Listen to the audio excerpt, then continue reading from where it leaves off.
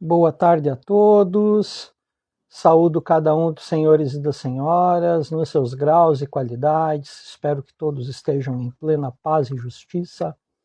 Daremos hoje início a mais um dos nossos episódios do nosso projeto A História da Luz, que trata de uma pesquisa, buscando uma pesquisa séria, a divulgação séria do conhecimento da tradição esotérica ocidental, ou seja, trabalhamos desde todos os nossos episódios, aqueles que nos acompanham há alguns anos já sabem daquilo que tratamos, aos que chegam agora, tratamos da tradição esotérica ocidental de uma forma geral e específica a caminhada iniciática. Nessa caminhada iniciática tratamos de diversas vertentes e no atual momento estamos com o nosso trabalho a respeito dos arcanos maiores do tarô. Hoje, então, daremos início a uma série de 22 episódios. Serão episódios mais curtos para aqueles que estão acostumados com as nossas transmissões ou que nos seguem no YouTube, no canal A História da Luz, isso dividido por underlines, mas procurem lá a História da Luz, vocês vão encontrar, ou se não aqui nos nossos links no Instagram também temos, enfim, um trabalho que não tem uma repercussão tão grande assim, não é também aquilo que objetivamos mais a nossa contribuição para com o conhecimento da autorrealização, do autoconhecimento, da autoiniciação. Obviamente que uma iniciação séria é buscada por meios tradicionais. Em relação a isso, já nos dedicamos bastante, principalmente nos episódios ali que foram apresentados entre 2022 e 2023. Também aqueles que nos acompanharam lá no saudoso e antigo programa de rádio Conexão Mística, onde os vídeos ainda estão no YouTube, podem também ter acesso a alguma coisa. É óbvio que o que está sendo apresentado no atual momento é revisitado, reestruturado. Essa nossa pesquisa que começou ali pelos anos de 1997, 98, ligada também a uma caminhada paralela, a uma organização a qual nós precisávamos desenvolver textos, fazer relações, mas cá estamos. Vamos então hoje dar abertura ao trabalho específico dos arcanos maiores. Já tivemos 2 episódios anteriores falando sobre os arcanos maiores de forma geral, simbolismos, as palavras-chave, as ideias-chave de cada arcano. Depois passamos ali para os arcanos menores e apenas um programa, que foi o episódio da semana passada. Ficaremos por ali com os arcanos menores.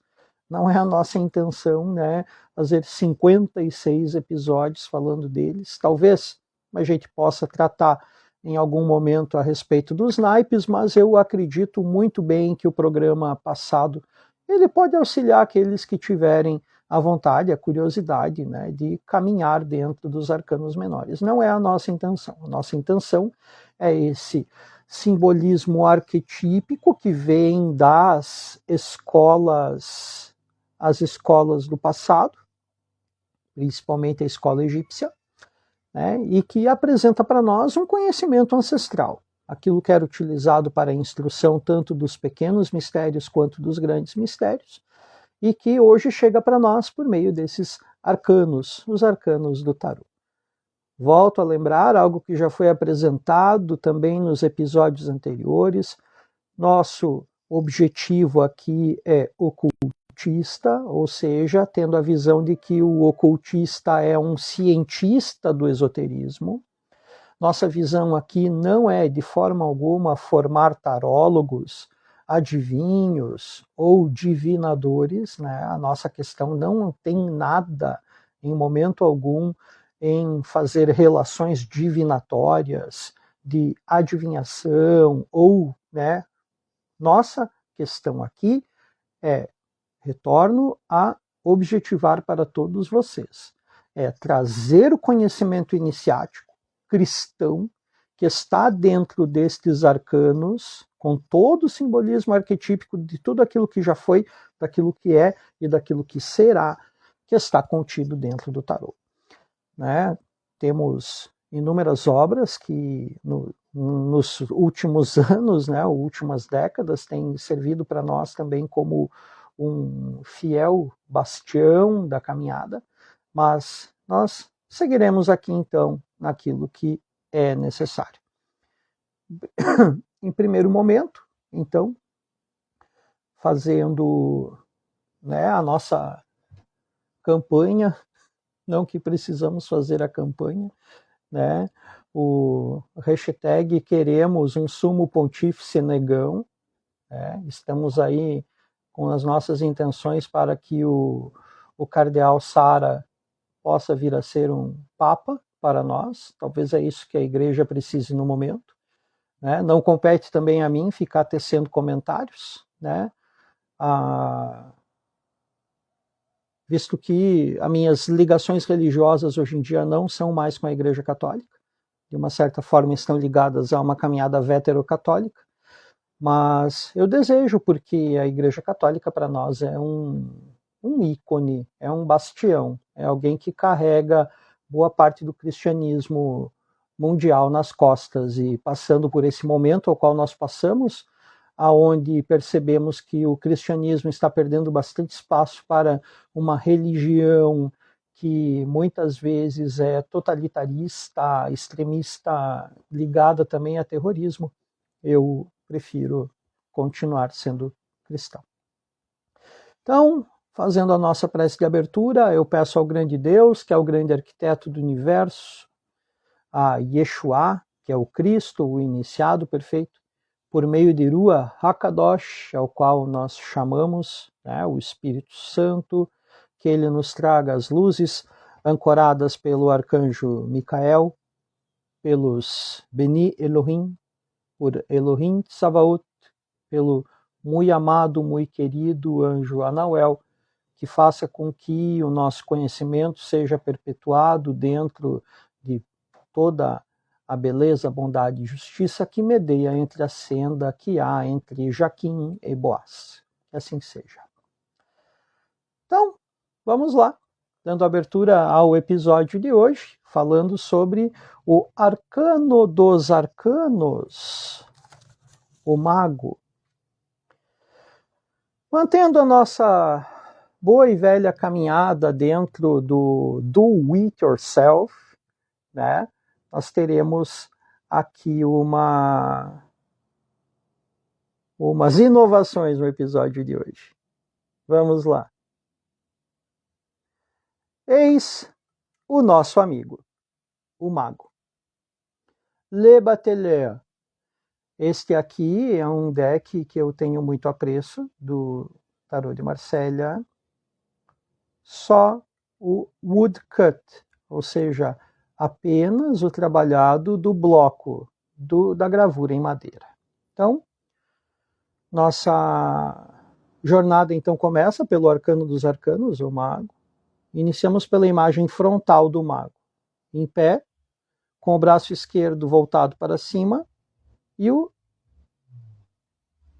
direito para baixo. Sob a sua cabeça, um chapéu de abas largas.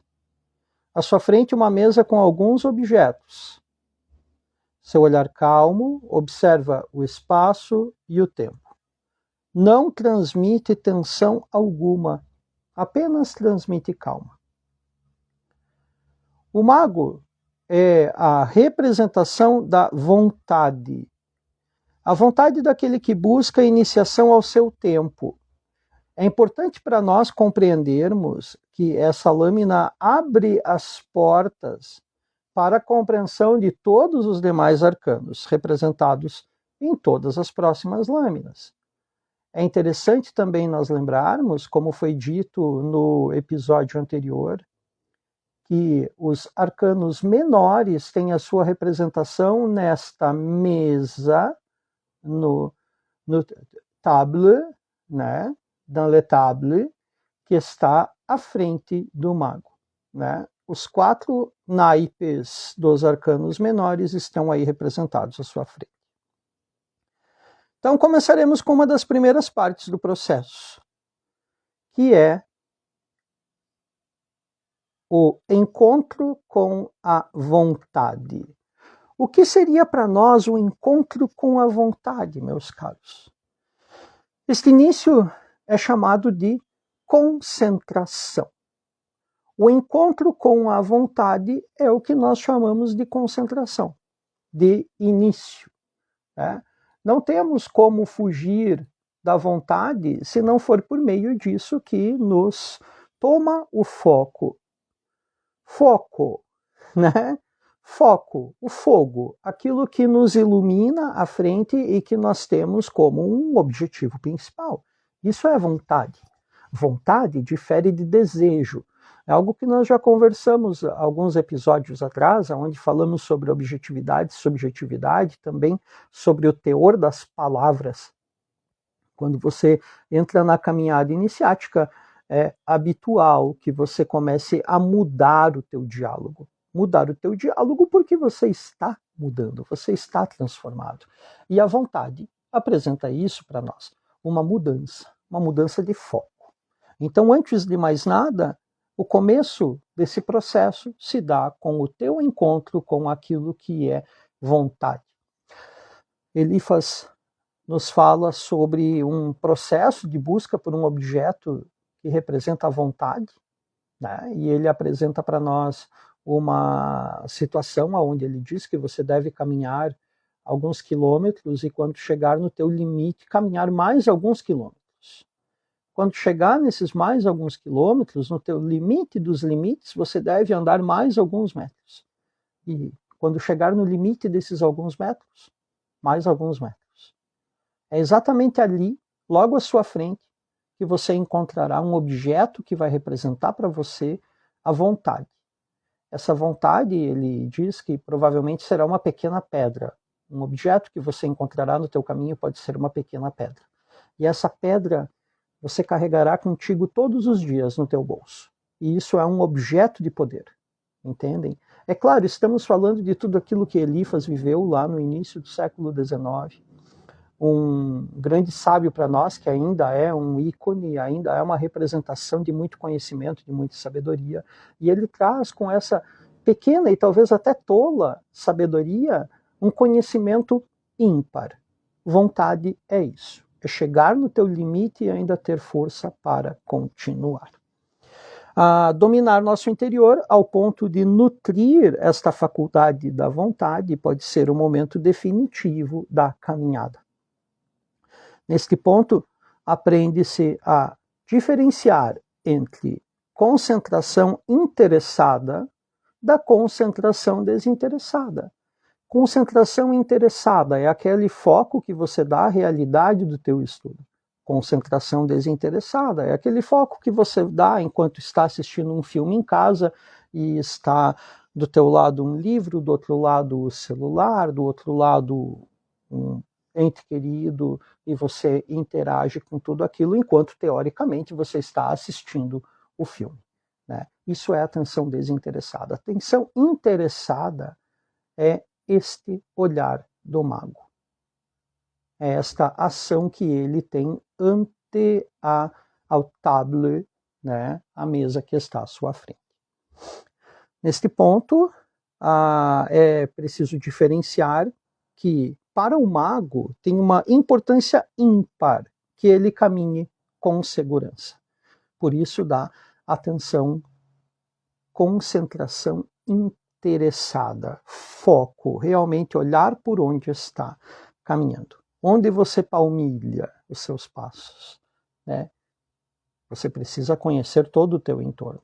E aí você se encontra realmente na obra, dando atenção aos jogos necessários para o trabalho.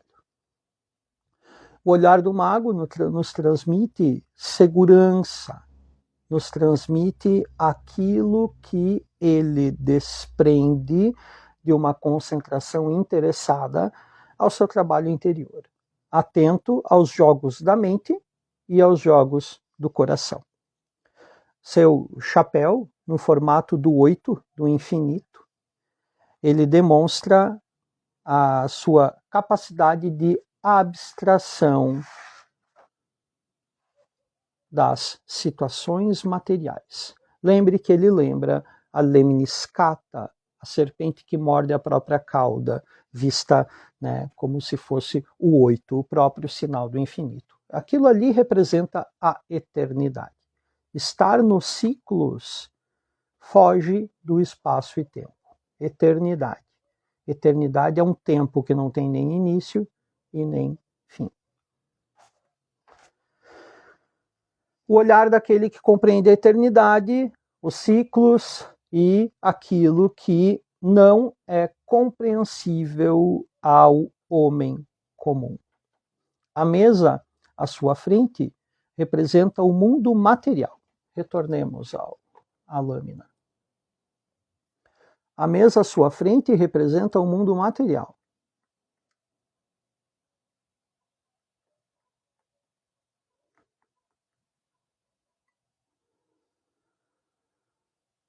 E esse mundo material manifestado com apenas 3 pés aparentes. Perceba isso.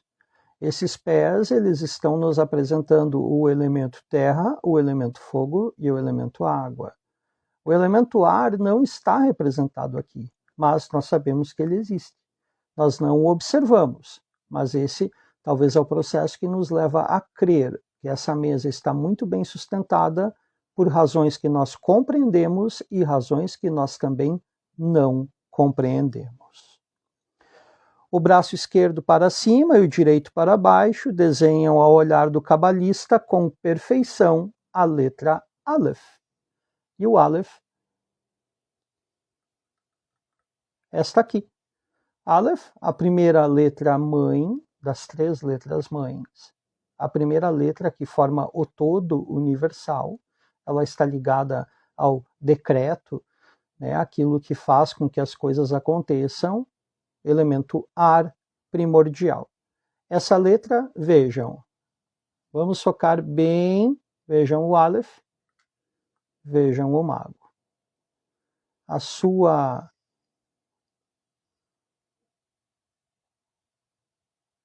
O formato, né, está bem apresentado. A letra Aleph contida no arcano do mago. Primeira letra hebraica, letra mãe, que é correspondente ao arcano dos arcanos. Retornando ao Aleph. Estudar tarô é estudar Cabala.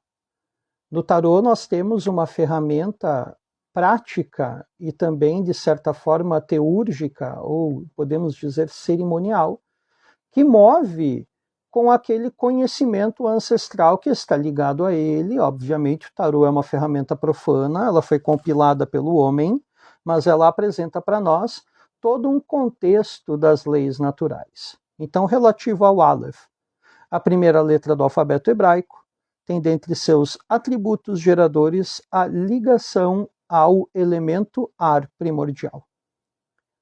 Já pararam para pensar como seria o elemento ar primordial? Nosso mestre do passado, Martinelli di Pasquali, mestre da corrente martinista, martinesista, vilermosista, lembra-nos que o que conhecemos como ar não é o elemento ar, mas sim nós temos nele, neste ar que respiramos, uma água rarefeita, ou seja, uma umidade que não machucaria nossos pulmões. Se estivéssemos contidos no elemento ar primordial, provavelmente teríamos morrido oxidados ou, né, já teríamos sido consumidos por ele mesmo. Eliphas Levi, na introdução do seu Dogma e Ritual da Alta Magia, diz sobre o Aleph. Ele vê Deus face a face, sem morrer, e conversa familiarmente com os 7 gênios que dominam toda a milícia celeste. Ou seja, aqui Eliphas abre uma série dos 7 grandes privilégios, que vai durar pelas próximas 7 próximas letras, os 7 próximos arcanos. E lembrando também, se nós falamos da letra Aleph, relativo ao tarô, nós vamos falar de caminhos. O caminho que está relacionado ao mago e à letra Aleph é este caminho no alto da árvore da vida, Né? Nós saímos daqui das 11 condições e vamos para aquilo que chamaremos dos 33 caminhos. Tá? Aqui, este caminho que existe entre Keter e Horma é o caminho 12, né? A 12ª condição que está ligada à letra Aleph. Este ponto aqui é chamado de caminho dentro da Cabala. Lembrando que o Aleph está relacionado ao touro, né? Ou seja, aquilo que leva a uma compreensão do criar aos milhares, domesticar. Ou seja, criar uma doutrina, trabalhar à vontade. Esta é uma situação interessantíssima quando a gente fala dos caminhos relacionados ao tarot. A fonte desta imagem dos caminhos, para mim, a mais confiável que há, que é do livro A Árvore da Vida, do nosso queridíssimo autor Warren Canton, também conhecido no meio iniciático como Zev Ben Shimon Halevi. Então, retornamos aqui ao nosso mago. Agradeço a cada um de vocês por ter nos prestigiado neste belo fim de tarde de hoje. A partir de hoje eu quero agradecer a alguns incentivadores da nossa obra. O primeiro deles é o pessoal da Artax Vis, na figura do meu querido irmão Júlio Tosi Bolis. Vocês podem, nosso querido Júlio nos patrocinou aí com equipamentos, né? Acredito que do próximo episódio teremos um belo monitor aqui para ajudar em nossas transmissões. O computador também vem do nosso querido irmão Júlio Tosi Bolis. Agradeço e peço que sigam. Um grande irmão, uma figura incrível, faz um trabalho em arquitetura também incrível. É um dos nossos incentivadores do nosso trabalho. E a partir de hoje eu vou divulgá-los. Outro dos nossos incentivadores é o nosso queridíssimo irmão também, e posso chamá-lo de mestre, Nelson Real Júnior. Nosso irmão Nelson nos ajudou aqui com um material didático e também com o conhecimento que é sempre perpetuado por ele, né? Faço parte de sua escola há mais de 20 anos. Ele também nos auxiliou aí, permitindo o uso deste belíssimo material que vai trabalhar com as letras, tá? E nosso irmão Nelson não tem Instagram, tá? Mas vocês podem seguir a Real Escola Cabala de Cristã no YouTube no canal Real-ECC. Escola de Cabala Cristã é o Real-ECC. Tá? E também quero agradecer aos nossos irmãos da Societas Incógnita com o apoio metafísico de sempre, que é uma grande honra poder ajudar nessas fileiras e também estarmos ligados em votos fraternais. Senhoras e senhores, pela tarde de hoje é isso.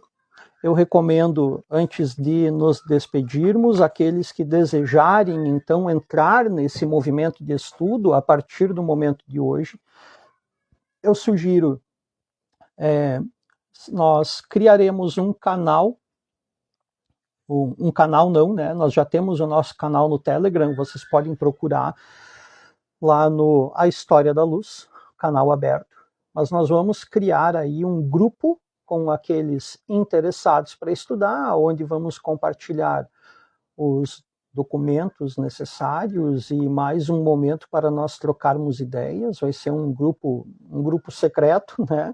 Porque vamos colocar ali dentro aqueles que estiverem interessados, tá? O grupo já foi criado, no momento ainda não estou disponibilizando o link, tá? Isso tudo vai ser feito lá pelo Telegram.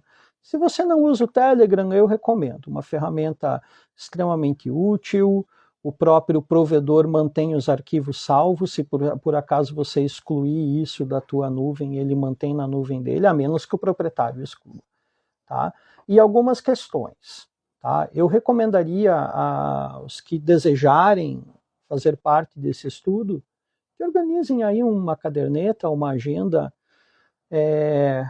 para fazerem suas anotações, suas vivências, talvez esquemas. Tá? Façam isso a partir de hoje.